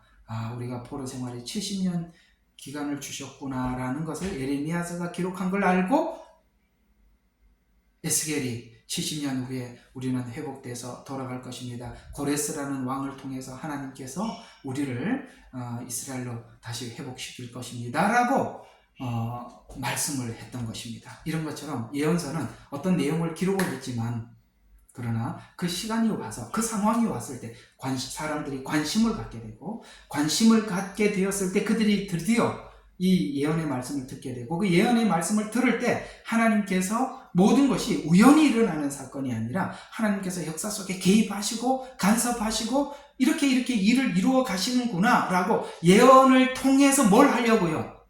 예언을 통해서 뭘 하려고 그러죠? 복음을 전하려고요. 그래서 예언을 알고 있어도 복음을 모르면 전할 말이 아무것도 없어요. 그래서 저와 여러분이 지금 예언을 이해하려고 하는 이유가 뭐냐면, 이 시간이 왔을 때 사람들이 여러분에게 다 물으러 올 거예요. 그때 여러분들이 복음을 제시하라고, 복음을 배우라는 거예요. 알아들으셨죠? 그래서 이스라엘 백성들은 예수님이 오셨을 때 거부해서 이 복음이 이방인에게 흘러갔죠. 그리고 마지막 7년이 되었을 때, 이 마지막 7년 때 그때 이스라엘 백성들이 회복하고 돌아온다는 거예요. 그래서 고난의 때라고 여기 표현합니다. 이 고난의 때라는 것은 바로 7년을 지칭하고 있구나. 근데 이 다니엘은 이 고난의 때가 지금 받는 이 고난과 같은 고난이 후대에 있을 것이다 라는 것만 알고 지금 그렇게 듣고 있는 중이라는 것이죠. 아시겠어요? 그런데 이게 조금 더 설명해 드릴게요. 다니엘서 12장 2절부터 봐요. 땅의 흙 속에 잠자는 자들이 깨어날 것이고 얼마나 영원한 생명을, 얼마나 수치와 모욕을 당하리. 이게 뭐예요? 부활이잖아요. 여러분 지금 저하고 지금 요한계시록 21장 하고 있잖아요. 저번 주에 제가 부활을 한번 이 부분 설명을 했지 않습니까? 생명의 부활, 그 다음에 심판의 부활, 이 부분에 대해서 이번 내일 주일 저녁 예배 때 또 부활 이야기 한 번 더 할 겁니다. 그러니까 지금 이게 고난의 때와 뭐하고 엮여 있지요? 부활하고 엮여 있어요. 이건 전부 다 언제 일어나는 일이에요? 7년 안에 일어나는 일이에요. 첫째 부활. 저는 전 3년반과 후 3년반 중간기에 첫째 부활이 있다고 저는 주장을 하고 있습니다. 사람마다 다를 수 있어요. 그러나 저는 그렇게 이해를 하고 있다 이 말이에요. 그런데 여기 보세요. 이 지금 12장 1절의 말씀은 분명히 7년 시간이고 2절, 3절은 부활이에요. 이게 전부 다 7년 안에 있는 일들이거든요. 아시겠죠? 그렇게 하나님께서 이렇게 쭉 이야기, 자기가 분명히 이런 일은 있겠다고 하는데 때는 언제인지는 모르겠고 우리 민족에게 그런 얘기가 있다는 일이 있을 것이라고 예언을 하는데 이제 다 받아 적고 난 이후에 자, 다 받아 적고 난 이후에 4절에 보니까 너 다니엘아 마지막 때까지 그 말씀을 다 들어요. 마지막 때까지. 그 아까 마지막 때는 아까 고난의 때라고 했잖아요. 그때까지 다니엘서를 다 들어요. 그러면서 그 책을 봉하라. 그때까지 많은 사람들이 이리저리 달릴 것이 지식이 증가하리라. 이게 무슨 뜻이냐면 그 책이 열릴 중, 그 책이 개봉될 중 무슨 일이 일어난다? 사람들이 이리저리 비행기를 타고 다니는 겁니다. 지식이 증거한다. 인터넷이에요. 참 신비하죠. 와, 지금은 이 지구촌이 일일생활권이 됐어요. 지식이 증거한다고 합니다. 여러분 요새 모르는 사람이 검색하면 다 나오는 거예요. 그런 것처럼 이게 지금 이런 때가 오나? 그때 무슨 책도 제대로 없어. 두루마리도 겨우 만드는데 무슨 지식이, 사람들에게 어떻게 지식이 증거가 돼요? 안 되지 않습니까? 사람들이 이리저리 달린다고요? 아, 생각해봐. 그때 마차밖에 더 있었어요? 마차가 있더라도 도로가 있어야 하죠. 다니엘은 이 글을 적으면서 전혀 이해할 수 없는 아마 그때가 있겠지 하고 적는 겁니다. 근데 중요한 것은 여기 말씀을 닫는데요. 닫았던 이 말씀을, 자, 요한계시록 10장, 아까 다시 또 가봐요. 10장 8절. 닫았던 말씀이 어떻게 합니까? 열리죠. 그래서 8절에 보면 이렇게 이야기합니다. 요한계시록 10장 8절. 또 내가 하늘로부터 들은 음성이 내게 다시 말하여 이르기를 가서 바다와 땅 위에 서 있는 천사의 손에 펴 있는 작은 책을 가지라. 요 작은 책이 요한계시록이기도 하면서도 아까 뭡니까? 다니엘서 인봉한 책이라는 것입니다. 그래서 여러분 이 요한계시록이 열릴 중 요한이 하나님 앞에 뭐라고 그랬습니까? 하나님, 누가 이 인봉한 것을 때리요? 라고 했더니 그게 5장인가? 나올 거예요. 5장이 맞을 거예요. 그랬더니 장로 중 하나가 뭐라고 얘기합니까? 어린 양이 이겼으니 그가 이 책을, 봉인한 책을 때리라 라고 그렇게 장로가 요한에게 알려줬지 않습니까? 이런 것처럼 연결이 어떻게 됐는지 알겠죠? 다니엘서는 시대를 하나님께서 미래에 있을 일들을 딱 얘기를 다 하고 이렇게 두루마리를 말아서 7개를 이렇게 하나 둘 셋 넷 다섯 여섯 7개를 이렇게 인공을 해 놓은 겁니다. 그게 이제 요한이 그걸 본 거예요. 야, 하나님, 저거 누가 뗄 수 있습니까? 어린 양이 이겼다. 그 어린 양이 뗄 것이다 라고 요한에게 가르쳐주고, 이제 그 요한이 이제 인재양이 그겁니다. 인이 하나 떼지고 2개가 떼지고 3개가 떼지고 이렇게 떼지는 겁니다. 그 마지막 7개가 떼면 쭉 열리는 거죠. 이 이야기를 지금 다니엘서의 인봉한 책이 요한계시록에 이렇게 열렸다 이렇게 설명을 하는데, 그 열릴 중 세상은 어떻게 된다고요? 이리저리 달린다. 지식이 증거한다. 어때요? 지금 맞죠? 지금 맞습니다. 그래서 우리가 이걸 통해서도 이 마지막 때, 이 고난의 때 7년이 우리 앞에 다가오고 있구나라는 것을 우리가 인식하게 되죠. 그래서 이걸 먹는 사람들이 누구예요? 이 책을, 작은 책을 먹고 배에서는 쓰지만 입에서 달 것입니다. 그 사람들이 다시 예언을 한대. 다시 예언을 한다는 것은 이미 있었던 예언을 그들에게 선포한다는 뜻이에요. 이미 있었던 예언을 선포한다는 것이죠. 다시 예언할 것이다 라고 하면서 이 예언을 하는 자들이 바로 두 증인입니다.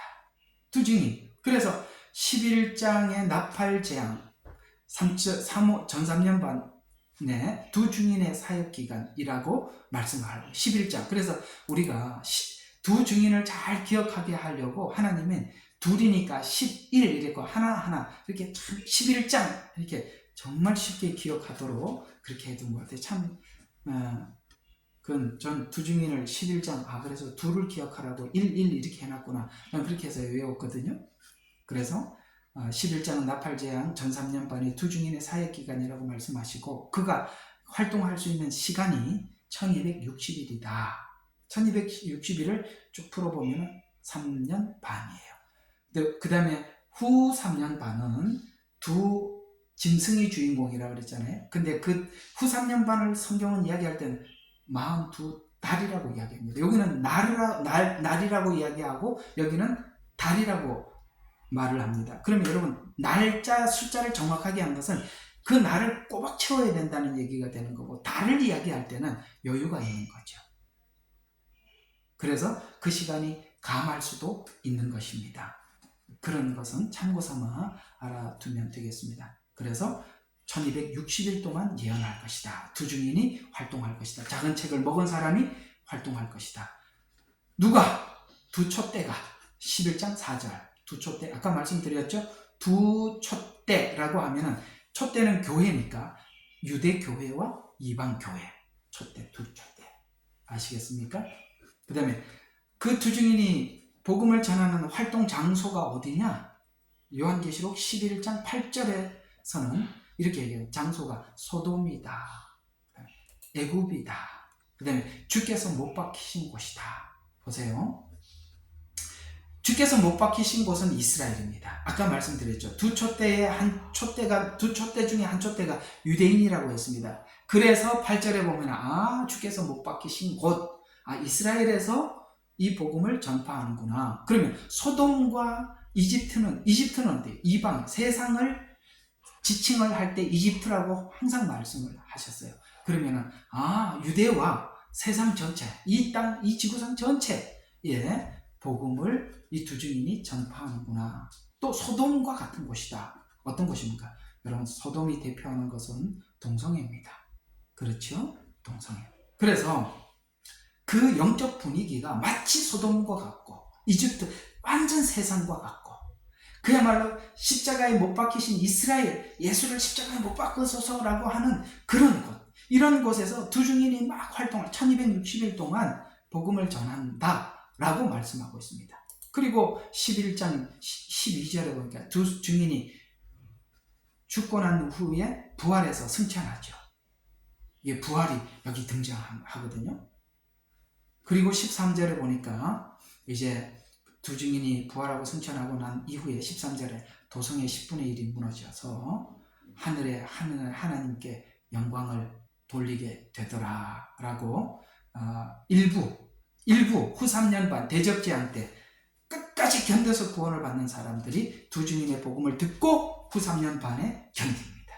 여러분, 마태복음 24장에 보면은 누구든지 끝까지 견디는 자는 구원을 받으리라 라는 말씀이 있지요. 그들은 후 3년 반에 두 증인의 복음을 듣고 그들이 결심하여 이 환난기를 이기는 자들입니다.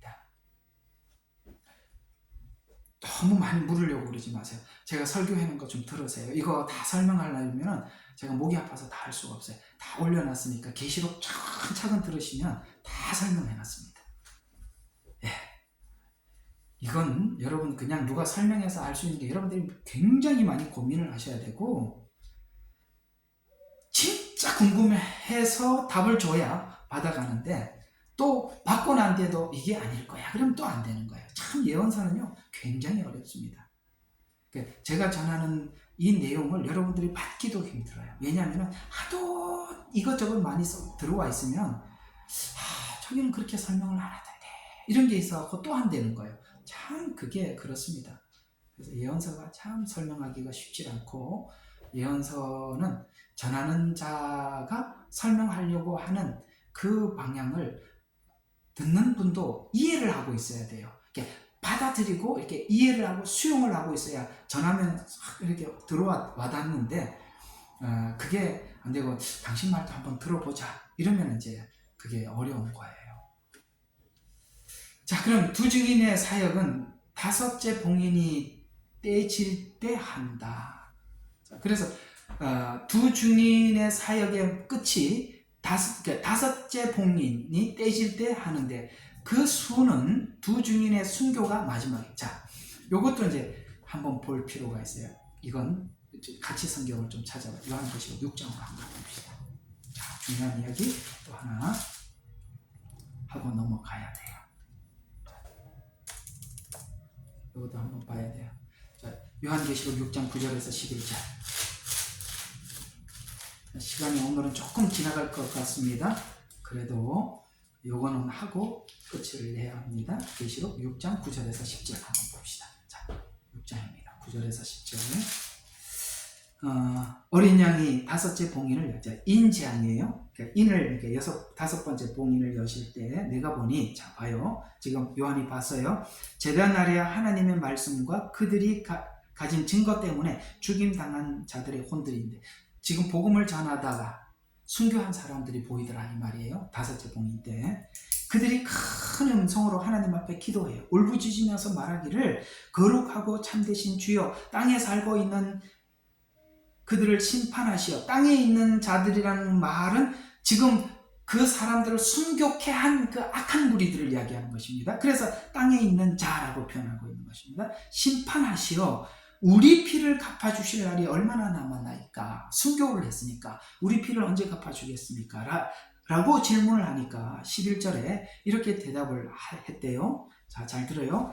그러자 그들 각자가 긴 흰옷을 주시며, 자, 그들의 동료 종과 형제도 그들처럼, 그러니까 지금 살아서 복음을 전하고 있는 그 사람들이 죽임을 당하여 수가 가득 채워질 때까지 뭐 하라고요? 잠시만 더 쉬라. 아시겠어요? 예. 지금 무슨 말이냐? 이미 순교한 사람들이 많이 있어. 그래서 그들이 하나님 앞에 우리 피를 언제 갚아주십니까? 라고 기도하는 소리를 요한이 들었어요. 그래서 언제 갚아주십니까? 라고 물었더니, 좀 기다려라. 숫자가 아직 안 찼다. 숫자가 차기까지. 라고 말하는 그 숫자가 언제 채워지느냐? 2 증인의 순교로 채워지는 것입니다. 그래서 실제 나머지 둘만 남은 게 아니라 여기저기서 이방인들 가운데 증거하는 자들, 유대인들 중에 증거하는 사람들이 그 숫자가 채워지는 것입니다. 이해가 가시죠? 그래서 이 숫자가 채워지는 순간 2 증인이 죽고 부활하고 승천하고 후반부에 후3년반에 대접장이 그야말로 심판이 쏟아지는 것입니다. 알아들으셨죠? 그들에게 그때 하나님이 심판하시는 거, 후3년반 때 이렇게 우리에게 가르쳐주고 있는 것입니다. 그래서 이 2 증인의 순교가 언제 합니까? 라고 물었던 이 질문에 대한 대답이 계시록 11장 7절과 12절에 이렇게 설명해주고 있어요. 2 증인의 순교가 나옵니다. 그들이 자기들의 증거를 끝마칠 즈음에 끝없이 깊은 구렁에서 올라오는 짐승이 그들과 전쟁을 하여 그들을 이기고 또 죽이더라. 그리하여 그들의 죽은 몸들이 큰 도성의 길거리에 놓이리니 그것은 영적으로 소돔, 이집트, 아까 했죠? 우리 주께서 십자가에 못 박히신 곳이라. 또 백성들과 족속들과 언어들과 민족 중에서 온 사람들이 그들의 죽은 몸들이 사흘 반 동안 구경하여 그 죽은 몸들을 무덤에서 장사하는 것을 허락하지 아니하리라. 땅에 사는 자들이 그것으로 인하여 즐거워하고 또 기뻐하여 선물을 보내리니 이는 2 선지자가 땅에 사는 자들을 괴롭게 했다. 뭐 때문에, 뭘로 괴롭게 했죠? 복음을 전하는 것이, 그들에게 복음을 듣는 것 자체가 너무 괴로웠던 거예요. 아시겠습니까? 어떤 사람은 이 복음이 나팔지향 때 이 복음을 2 증인이 정하니까 죽이지도 못해. 왜냐하면 하나님께서 그 입에서 불이 나와서 그렇게 막 방해하는 사람들을 막 하나님께서 막 무자비하게 다루시거든요. 그러니까 어떻게 할 수도 없고 괴로워서 듣기는 듣는데 너무 괴로워서. 근데 어떤 사람이 거기 남은 자들은 하나님께 복음을 듣고 돌아오고 회복을 하는데 듣기 싫은 사람들이 있었어요. 그런데 이제 하나님께서 이 2 증인들의 순교를 허락합니다. 그래서 그들이 죽게 되죠. 그랬더니 죽이지 못했던 이 2 증인을 죽이고 너무너무 행복해서 서로 간에 막 축하하고 막 그런데 3일 반 후에 살아서 휴거해버리네. 아이고, 여러분 있잖아요. 이 3일 반 아시죠? 예수님 무덤 속에 계셨던 그 시간 3일.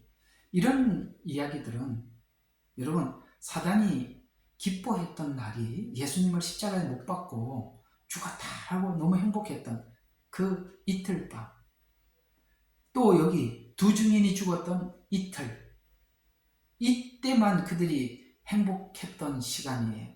근데 3일 후에 예수님도 부활해서 승천하고 증인도 부활해서 승천하고 이렇게 끝나는 것입니다. 그래서 증거를 마칠 쯤 구렁에서 올라온 짐승, 그 구렁에서 올라온 짐승, 땅에서 바다에서 올라온 짐승, 2 짐승이 출현하는 거예요. 그래서 전쟁을 하여 그들을 이기고 그리고 생명의 영을 받아 그들에게 들어가니 자기 발로 서더라.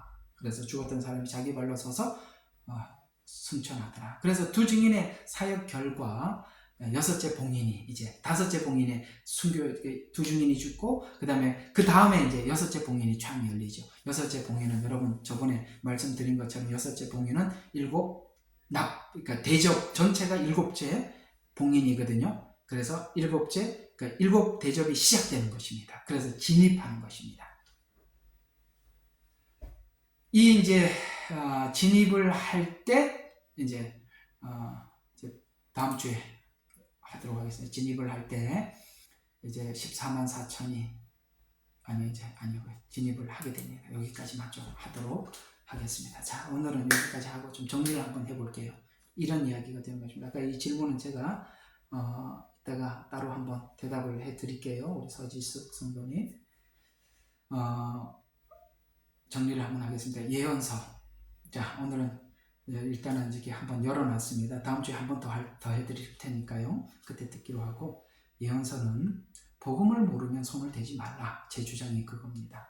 복음과 성경이 말하는 복음의 그 목적, 결과, 방향 이걸 모르면 예언서는 무조건 꼬인다. 그래서 복음에 대한 충분한 이해를 하고 예수님이 오셔서 뭘 하셨지, 우리에게 뭘 주려고 하는지, 그걸 주기 위해서 예언은 어떻게 동원되는지, 그렇게 예언을 접근해 들어가야 된다.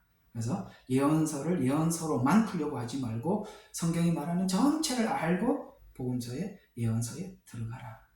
예언서는 전부 다 예수님과 관련이 있다. 예언서를 풀면서 예수님 속죄, 구원과 연결시키지 못하는 예언은 사실 예언이 목적하고 관계없이 예언을 해석하는 것이 되는 거거든요. 그런 차원에서 예언은 사사로이 풀어서는 안 된다라는 부분을 여러분에게 말씀을 드렸고, 이 마지막 때 이 7년이라는 기간은 유대인들이 겪었던, 옛날에 지금 예언서가 가장 많이 등장했던 곳이 언제입니까? 바벨론 포로 전, 그 다음에 포로 중, 포로 후, 그때가 예언서가 다 그때 예언서가 기록된 것이니까 구약의 예언서 해봐야 바벨론 포로 이전의 예언서 해봐야 거의 없어요. 예언해봐야 소돔과 고모라, 그 다음에 노아 홍수 이야기, 그게 아주 짤막한, 노아에게 예언한 대로 하나님께서 성취하시고, 그 다음에 소돔과 고모라도 아브라함에게 말씀하시고 그 예언이죠. 그대로 성취하시고, 이런 짤막한 예언밖에 없잖아요. 네, 예언은 대부분이 바벨론을 중심으로, 그래서 바벨론에게 하나님이 하시고자 했던 일이 그대로 옮겨서 어디로 갔다? 요한계시록에 이 7년이라는 시간의 목적과 방향이 똑같다. 그래서 이걸 그대로 제 말로 하면 어디죠? 바벨론 포로 생활에 대한 예언을 충분히 이해하고, 그러니까 예언서가 총 17권이니까 거기서 이렇게 안경을 장착을 하란 말이죠. 안경을 장착을 해서 요한계시록을 열어라. 아시겠죠? 그렇지 않으면 요한계시록 혼자서 해석하기 시작하면 큰일 난다. 왜냐하면 계시록도 70%가 구약을 인용한 예언이다. 수고했습니다. 계속 주일날 예배도 에스겔서를 하고 저녁에도 요한계시록을 하고, 여러분들이 지금 어쨌든 저하고 이렇게 예언서를 많이 손을 대고 하고 있는데, 오늘 아마 이 이야기가 지난날 여러분들이 계속 예언서를 들어왔기 때문에 그렇게 어렵지 않게 그나마 그래도 여러분들이 들을 수 있을 것입니다. 전혀 생소하면 전혀 알아들을 수 없는 이야기지만 여러분들에게 잘 들어주셔서 감사하고, 다음 주에 왜 7년이 환란기로 보지 않고 추수기로 보는가에 대해서 좀 더 여러분들에게 말씀을 드리도록 하겠습니다. 여기 질문하신 이 질문은 제가 예레미야 눈물에 글로 답변을 해 드리도록 하겠습니다. 기도하고 마치겠습니다. 하나님 아버지,